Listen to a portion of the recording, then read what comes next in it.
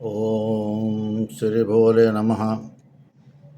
ವಾಸವರೆಲ್ಲವೂ ಆಡುವ ದಿವ್ಯ ಭಾಷೆಯ ರಾಶಿಯ ಗಣಿತದ ಕಟ್ಟೆ ಆಶಾಧರ್ಮದ ಅಮೃತ ಕುಂಭದೊಳ್ ಅಡಗಿದ ಶೇಷ 700 ಅಂಕ ಭಾಷೆ.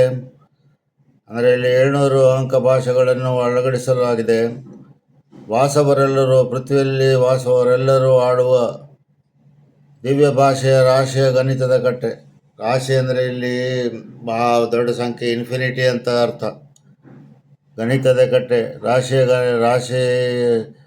ಒಂದು ರಾಶಿಯಲ್ಲಿ ಅಕ್ಕಿಯನ್ನು ಹುಡುಕಿದಂಗೆ ಅಥವಾ ಅದಕ್ಕೆ ಒಂದು ಮೆಥಮೆಟಿಕ್ಸ್ ಉಂಟು.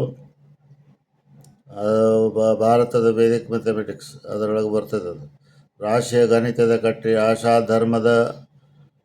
ಧರ್ಮದ ಅಮೃತದ ಕುಂಭದೊಳಗೆ.